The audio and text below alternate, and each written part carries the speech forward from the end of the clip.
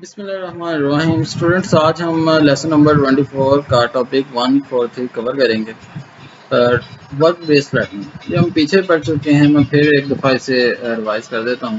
Work base learning کیا ہوتا ہے؟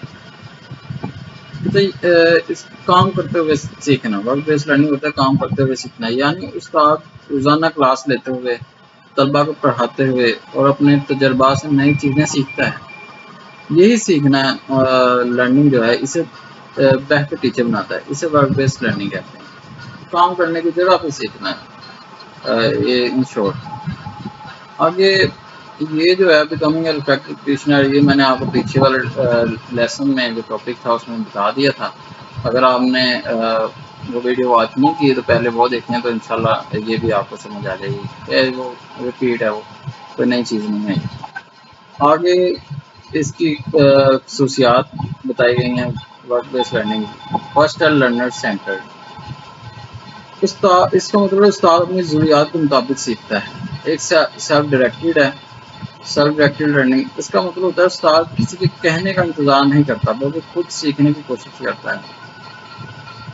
تھرڈ ہے اس میں لرننگ بائی ایکسپیرینس، کہ استاد کتابوں کے ساتھ ساتھ اپنے جو روزمرہ ایکسپیرینس ہے اس سے بھی سیکھتا ہے۔ ایک ہوتا ہے امیجیٹ بینیفٹ،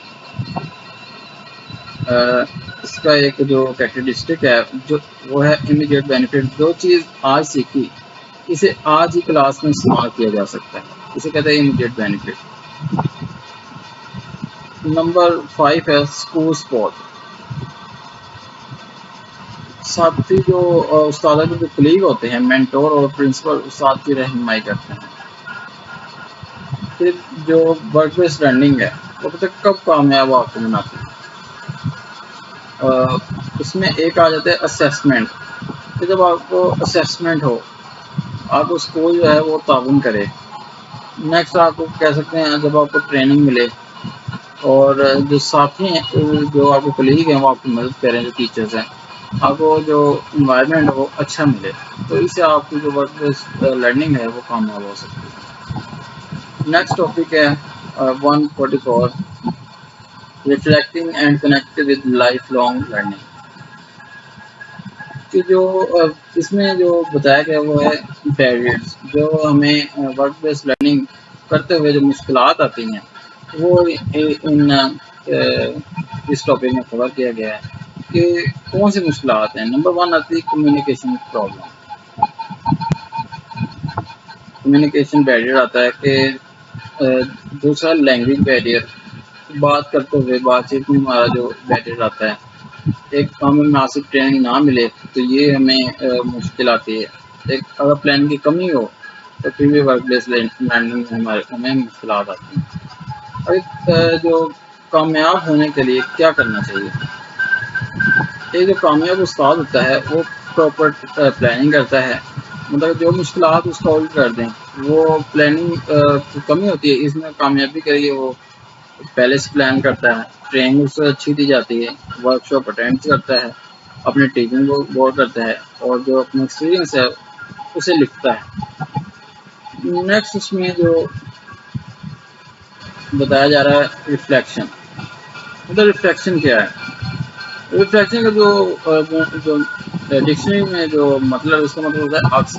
جب ہم آئینہ دیکھتے ہیں تو ہم اپنے آپ کو دیکھتے ہیں کہ ہمارا کام کیسا ہے، یہ کیسے۔ ایسی ریفلیکشن جو ٹیچنگ میں ہے اس کا کیا مطلب ہے؟ اس کا مطلب ہے ہر کلاس کے بعد خود سے سوال کریں، مطلب کہ جب کلاس ہو جاتی ہے اس کے بعد ہم جب لیکچر ڈلیور کر دیتے ہیں اس کے بعد ہم دیکھتے ہیں کہ مثلا آج میری ٹیچنگ کیسی تھی، طلباء نے کیا سیکھا، مجھ سے کیا غلطی ہوئی، اگلی بار کیا بہتر کروں۔ یہ سب یہ ریفلیکشن استاد کو بہتر کرتی ہے۔ یہ جو میں نے آپ کو 3-4 پوائنٹ بتائے ہیں یہ اسے ریفلیکشن کرتی ہے۔ آگے میں آپ کو جو امپورٹنٹ ہے ایگزام پوائنٹ آف ویو سے، وہ ایک تو ہے کہ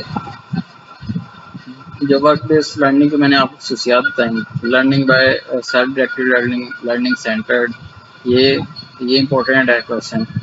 اور جو کامیابی کے لیے ضروری جو چیزیں ہیں جو میں نے آپ کو بتایا، پلاننگ، ٹریننگ، سپورٹ، ریفلیکشن، یہ جو ایگزام پوائنٹ آف ویو سے امپورٹنٹ ہے. باقی اس میں کوئی ایسی کوئی نئی چیز نہیں تھی جو میں نے مطلب آپ کو نہ بتائی ہو. جو میں نے آپ کو کنسیپٹ دیا ہے وہی اس میں لکھا ہوا ہے. آپ کو اس سے اسٹڈی کرنے کی ضرورت نہیں ہے.